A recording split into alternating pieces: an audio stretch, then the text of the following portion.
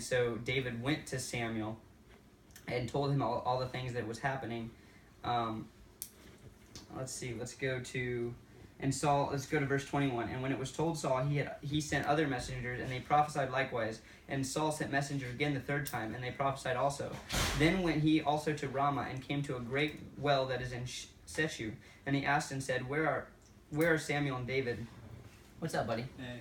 And he asked, Where are Samuel and David? And one said, Behold, they're at Naioth in Ramah. And he went hither to Naioth in Ramah, and the Spirit of God was upon him also. And he went on, and he prophesied until he came to Naioth in Ramah, and he stripped off his clothes also, and prophesied before Samuel in like manner, and laid down naked all that day and all that night. Wherefore they say is Saul also among the prophets. The next chapter is David. The Spirit of God protects David in this instance because Saul was trying to find him. Still, he sent messengers and he sent people to try to find him so that he could kill him, and he knew that he was with Samuel. So basically, all of chapter 20 is when Jonathan protects David from his dad, or from Saul, which is David with his Jonathan's dad. Let's skip over now to. That's all about what verse 20 or chapter 20 and chapter 21 is about.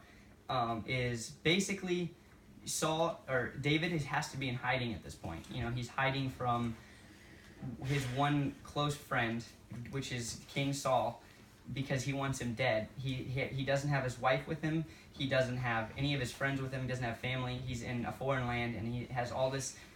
Basically, he's in hiding, and he's very scared because he at every turn, at every corner, on every street, he thinks that he's going to be killed by Saul. And that's what chapter 20 and 21 talk about.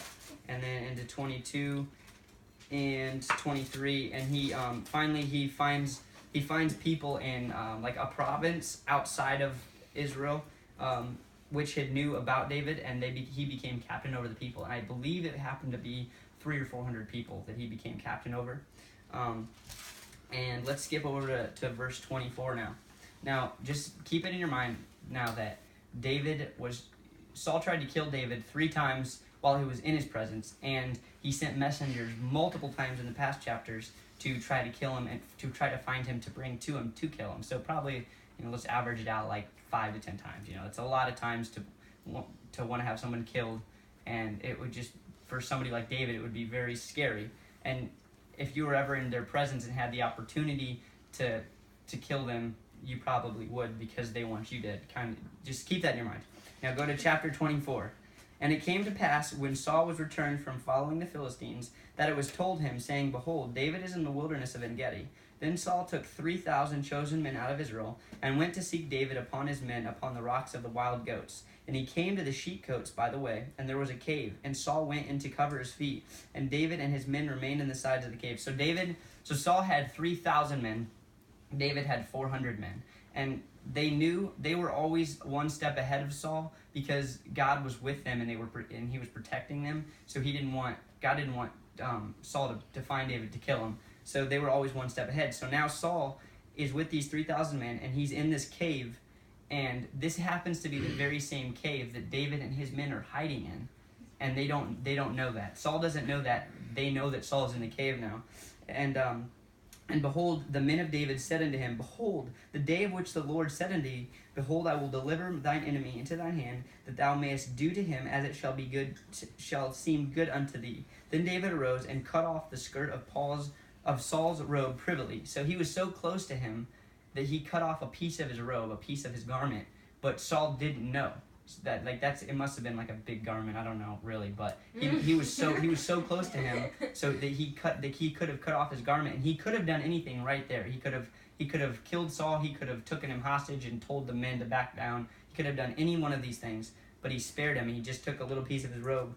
And verse 5, and it came to pass afterward that David's heart smote him, because he had cut off of Saul's skirt. And he said unto his men, The Lord forbid that I should do this thing unto the master, and the Lord's anointed to stretch forth mine hand against him, seeing that he is the anointed of the Lord.